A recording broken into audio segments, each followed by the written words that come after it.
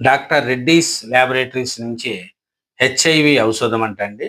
ఎందుకనంటే ఈ హెచ్ఐవి ఔషధం ఇది డాక్టర్ రెడ్డీస్ ల్యాబొరేటరీస్ అంటే హైదరాబాద్ కేంద్రంగా కార్యకలాపాలు సాగిస్తుంది డాక్టర్ రెడ్డీస్ ల్యాబొరేటరీస్. దీంతో హెచ్ఐవికి ఔషధం కనుక్కున్నట్టు కూడా తెలుస్తుంది. ఏమరంటే దీనికి అనుమతి కూడా వచ్చిందంట. ఈ ఈ ప్రస్తుతం ఒక్కొక్కటి 3,500 వరకు ఉన్న ఈ ఇంజెక్షన్లు ధర 50-70% వరకు తగ్గుతాయనేది మార్కెట్లలో అంచనా. ఈ హెచ్ఐవిని వ్యాప్తిని అరికట్టేందుకు ఉపయోగించే ఈ ఔషధం అంతర్జాతీయ ఫార్మా సంస్థకు ఇది ల్యాబొరేటరీ మన డాక్టర్ రెడ్డీస్ ల్యాబొరేటరీస్ ద్వారా ఈ ఔషధం కనుక్కున్నట్లు కూడా తెలిసింది. దీంతో హెచ్ఐవికి ఔషధం డాక్టర్ రెడ్డీస్ ల్యాబొరేటరీస్ ద్వారా మార్కెట్లోకి రానున్నది.